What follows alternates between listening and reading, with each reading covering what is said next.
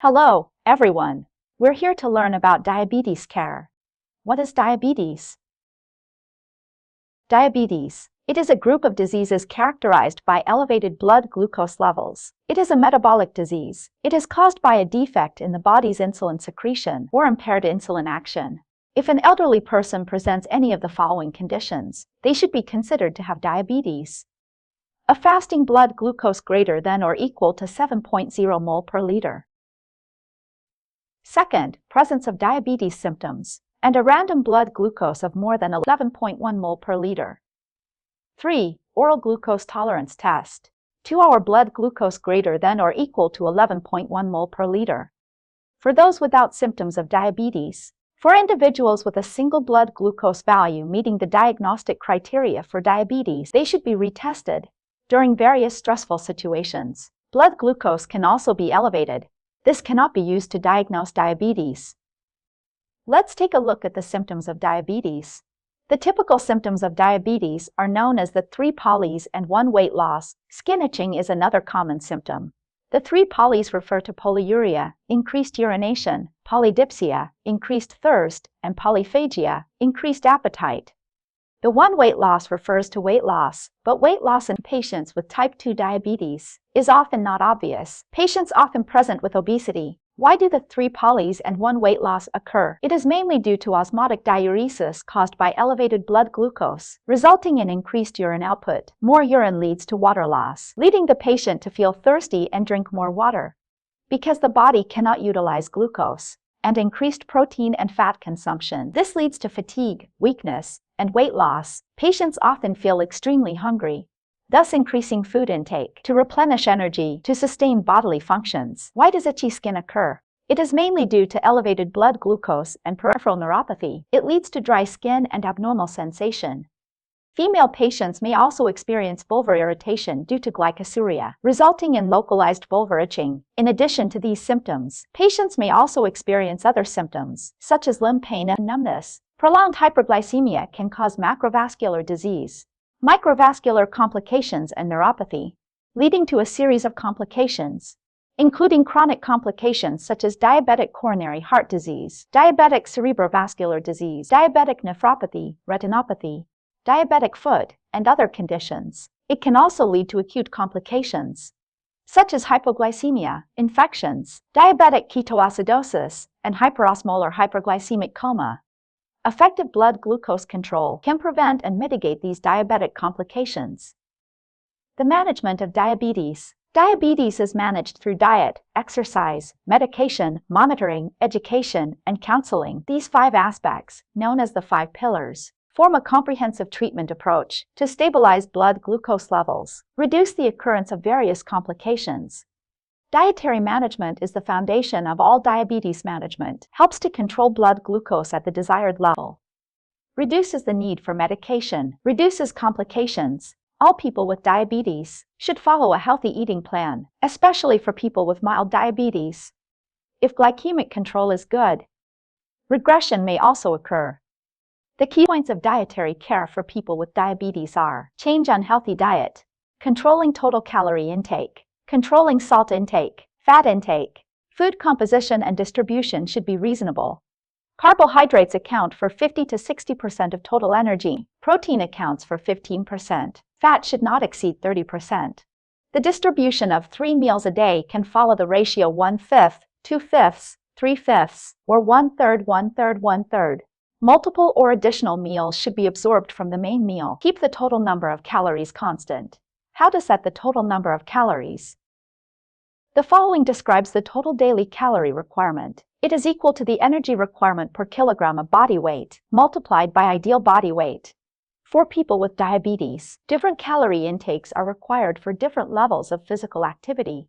At rest, requires 25 to 30 kilocalories per kg of body weight. During light physical activity, 30 to 35 kcal/kg of body weight. Moderate physical activity, 35 to 40 kilocalories per kilogram of body weight.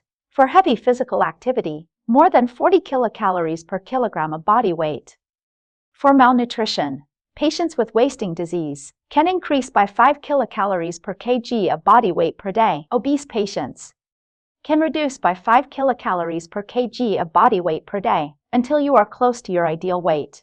Let's introduce it through examples. How to calculate energy. Ms. Wang, 65 years old, height 158 centimeters, weight 60 kilograms, retired at home, usually does housework. Housework is light labor. Let's first calculate Ms. Wang's ideal weight. Ideal weight? It is calculated as her height, 158 centimeters, minus 100, resulting in 58 kilograms. So for light labor, each kilogram of body weight requires 30 to 35 kilocalories of energy. Let's calculate her total daily energy requirement. The formula is 30 to 35 kilocalories times 58 kilograms. So her daily energy requirement is between 1,740 kilocalories and 2,030 kilocalories. Let's take a middle value of 1,900 kilocalories. So if we divide the 3 meals according to the ratio 1/5, 2/5, 3/5, breakfast requires 380 kilocalories. For lunch, 760 kilocalories. For dinner, it's 760 kilocalories. Next, let's talk about activity. Increasing physical activity. Increasing physical activity increases calorie expenditure. Together with dietary management, it can maintain an ideal body weight. It improves or corrects hyperglycemia and insulin resistance. People with diabetes can choose whole body, low to moderate intensity, long duration, aerobic exercise that is easy to do, such as walking. Walking is easy to maintain and safe.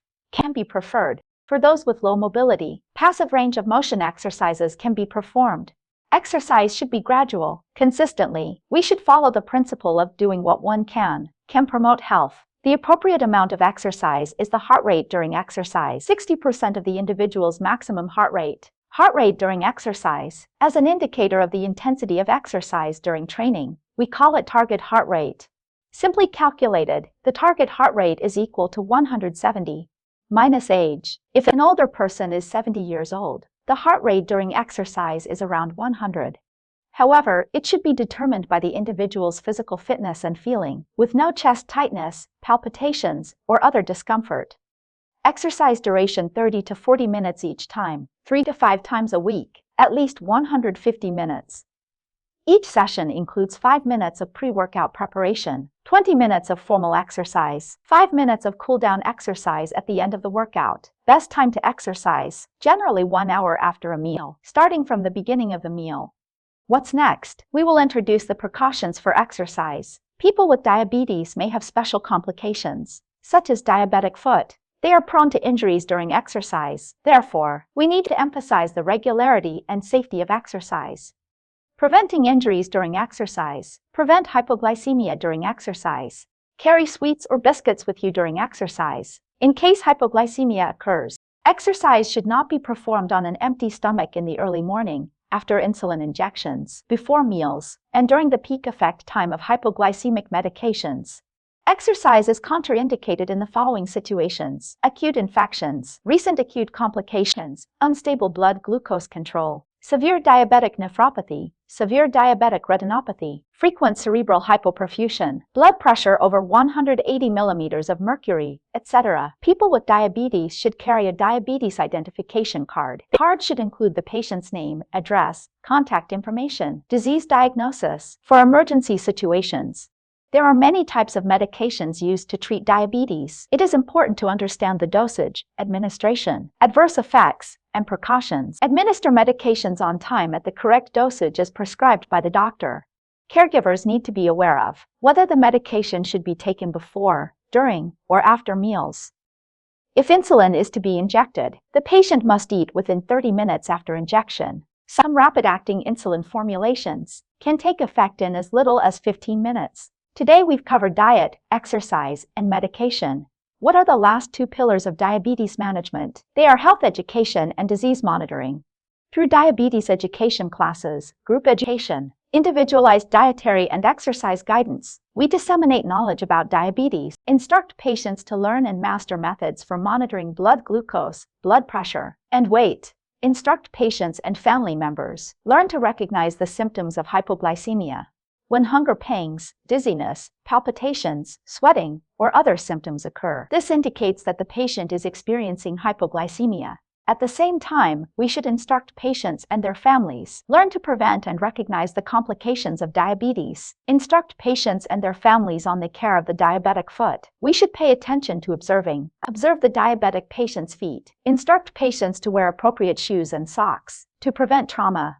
That's all for this section. Thank you, everyone.